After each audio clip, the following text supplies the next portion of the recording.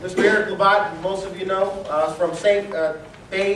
Louis, Mississippi. Make sure I had to get that right. Works over in our M1 shop. Come up, Mr. Labat.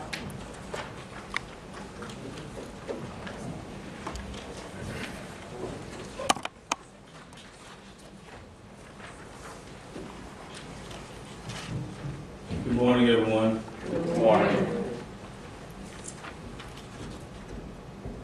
What I'm going to present is Dr. King's final speech the night he presented before he was assassinated. And what I'd like for you to do is just take a moment, a few seconds, close your eyes and just imagine that you were at that location at the Mason Temple in Memphis, Tennessee on April 3rd, 1963. It was a stormy night. Dr. King really didn't want to go to that planned event. He wasn't feeling very well, and he wanted one of his lieutenants, Reverend Abernathy, to go in his place.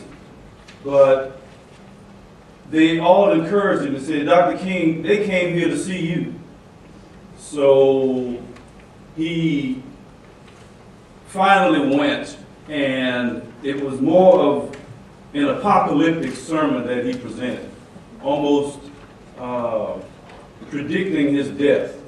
So just for a few minutes, a few seconds, close your eyes and just imagine that you were there on that. It was a stormy night, but the place was packed. So just imagine yourselves being there listening to Dr. King on that night.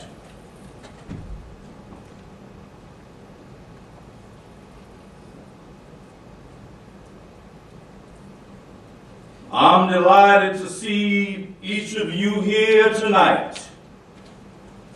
In spite of a storm warning, you reveal that you are determined to go on anyhow. Something is happening in Memphis.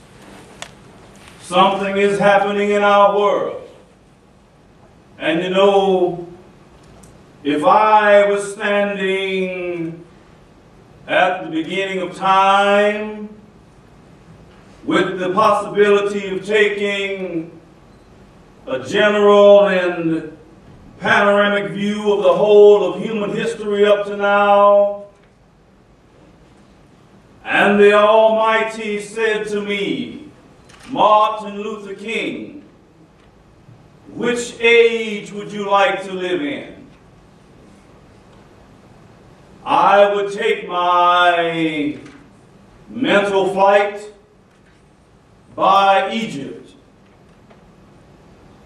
and I would watch God's children as they're in their magnificent trek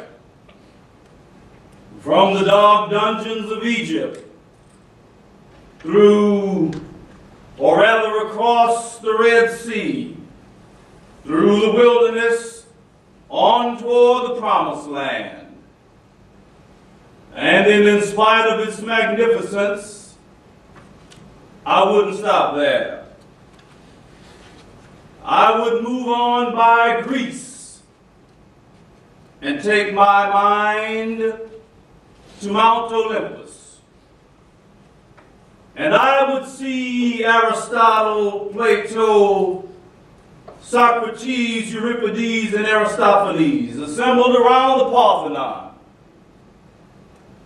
And I would watch them around the Parthenon as they discussed the great and eternal issues of reality. But I wouldn't stop there. I would go on even to the great heyday of the Roman Empire. And I would see developments around there through various emperors and leaders. But I wouldn't stop there. I would even come up to the day of the Renaissance and get a quick picture of the Renaissance and all of the cultural and aesthetic life of man, but I wouldn't stop there.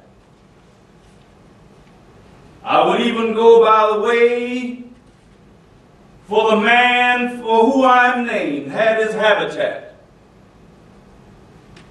And I would watch Martin Luther as he taxed his 95 Theses on the door of the Church of Wittenberg, but I wouldn't stop there. I would come up even to 1863 and watch a vacillating president by the name of Abraham Lincoln finally come to the conclusion that he had to sign the Emancipation Proclamation, but I wouldn't stop there.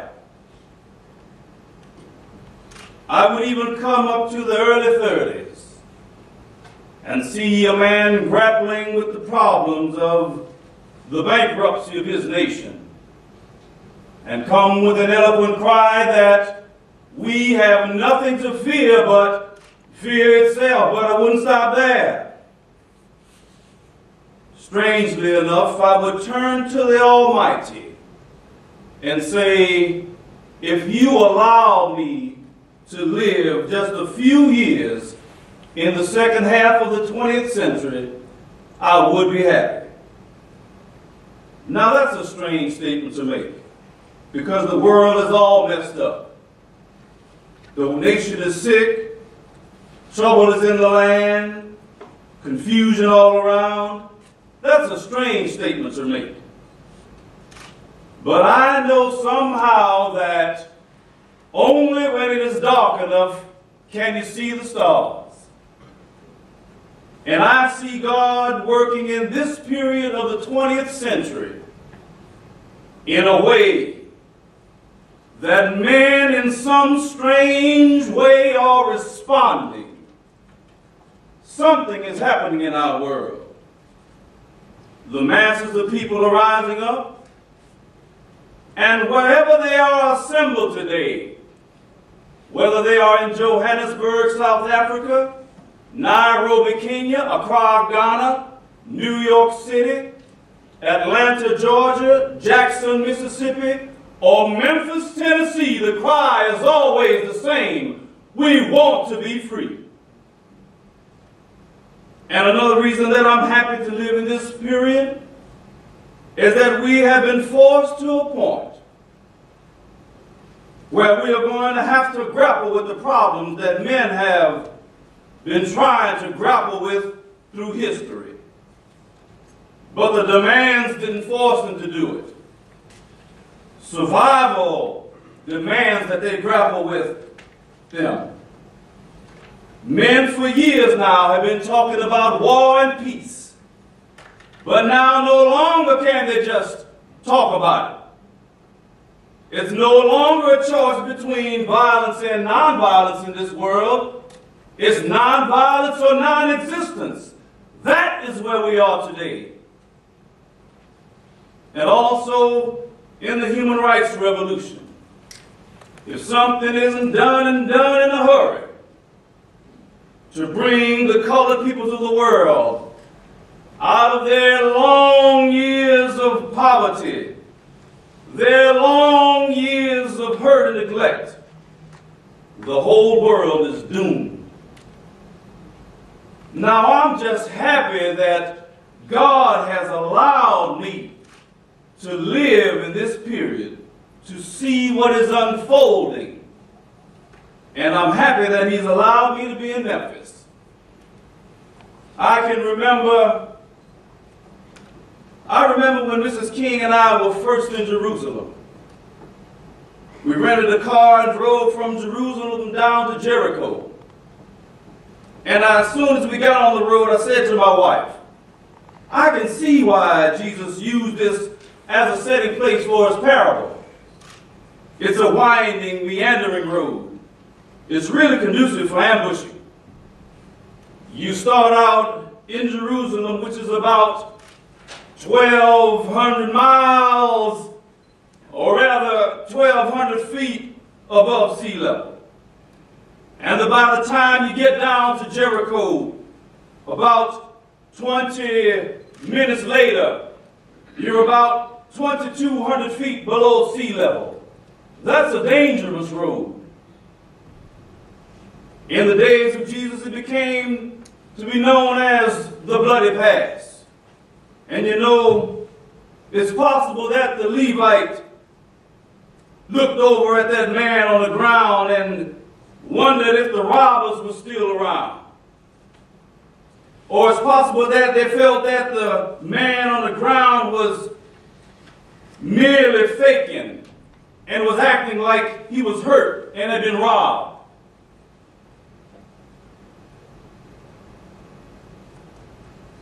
In order to seize them over there, lure them there for quick and easy seizure.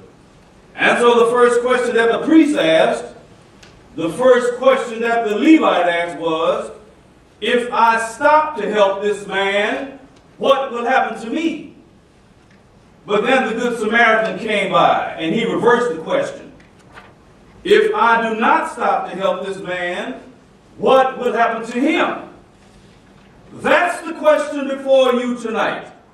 Not if I stop to help the sanitation workers, what will happen to my job? Not if I stop to help the sanitation workers, what will happen to all of the hours that I spend every day and every week in my office as a pastor? The question is not if I stop to help this man in need, what will happen to me? The question is, if I do not stop to help the sanitation workers, what will happen to them? That's the question.